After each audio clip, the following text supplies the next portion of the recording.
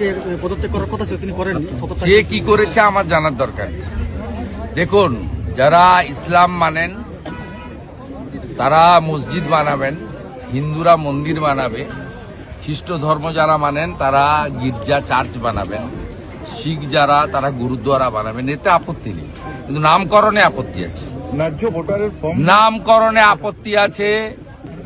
অতএব বাবরি নামকরণে আমাদের প্রত্যেকটি রাষ্ট্রবাদী ভারতীয়র সে যে ধর্মেরই হোক আপত্তি আছে।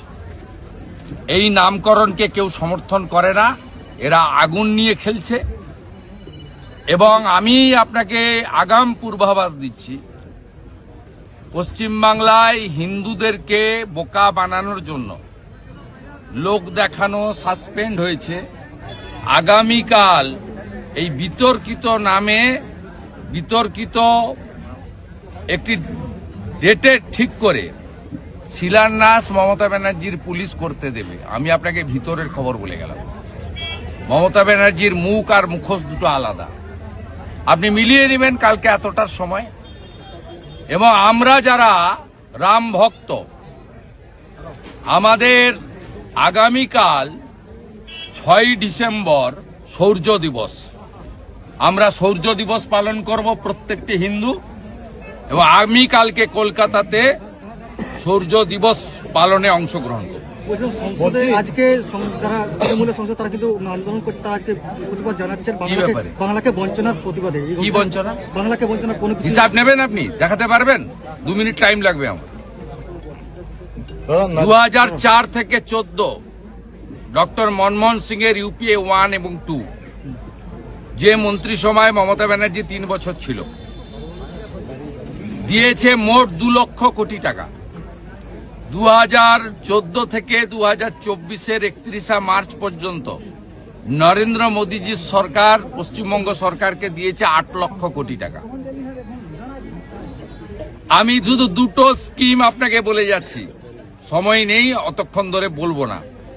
এক হচ্ছে ইন্দিরা আবাস যোজনা, 2004 থেকে 14 কংগ্রেস ইউপিএ 1 এবং 2, 4,664 কোটি টাকা।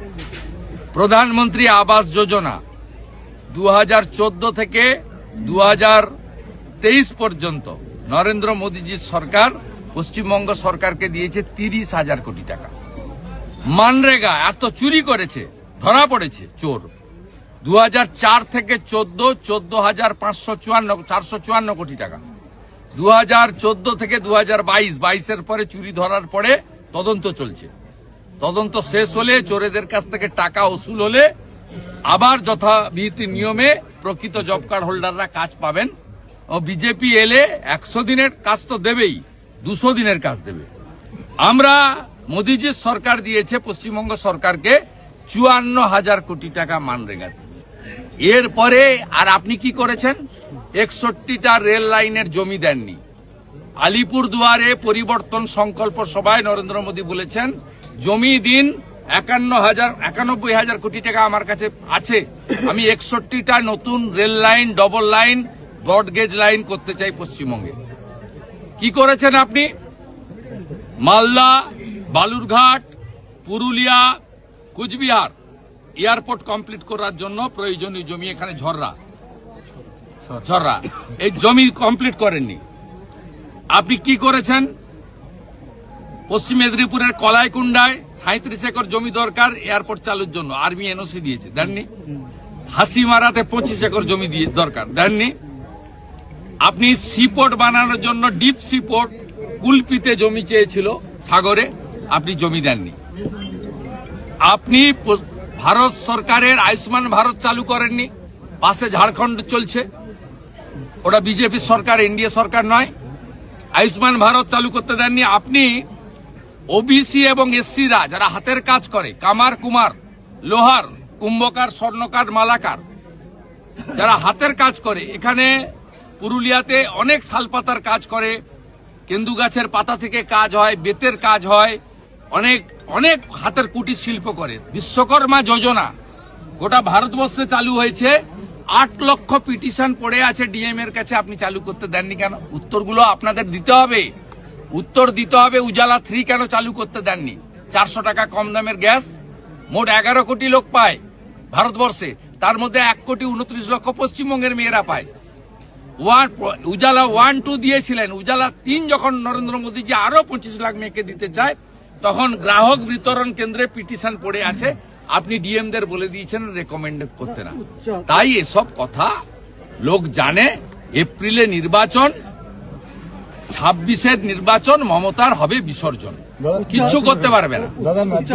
পুরুলিয়ার কোন গ্রামে যুবকরা নেই, তারা উড়িষ্যা, বিহার, ঝাড়খণ্ড চলে গেছে। রেল স্টেশনে গিয়ে ছবি দেখাবেন কি অবস্থা যুবকদের। এই পুরুলিয়া জেলার কোন গ্রামে যুবক নেই, সব চলে গেছে 8-10 হাজার টাকার জন্য বাইরের রাজ্যে, সব রাজ্যে। প্রাথমিক একটা রায় দিয়েছে, সেখানে উচ্চ আদালত প্রাথমিক রায় পরে হবে। পুরুলিয়াতে জল নেই কেন? পুরুলিয়াতে গ্রামে গ্রামে জল নেই কেন?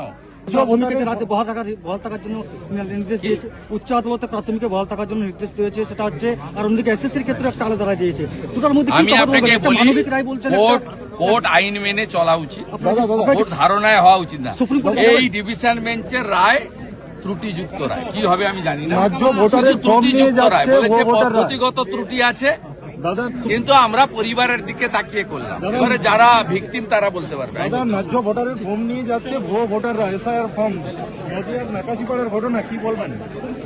সব জায়গায় বিএলওদেরকে জোর করে এগুলো করাচ্ছে। ব্রিগেডে 5 লক্ষ কণ্ঠে গীতা পাঠ। সবাই আসুক, সকাল 9টায় একসঙ্গে গীতা পাঠ হবে।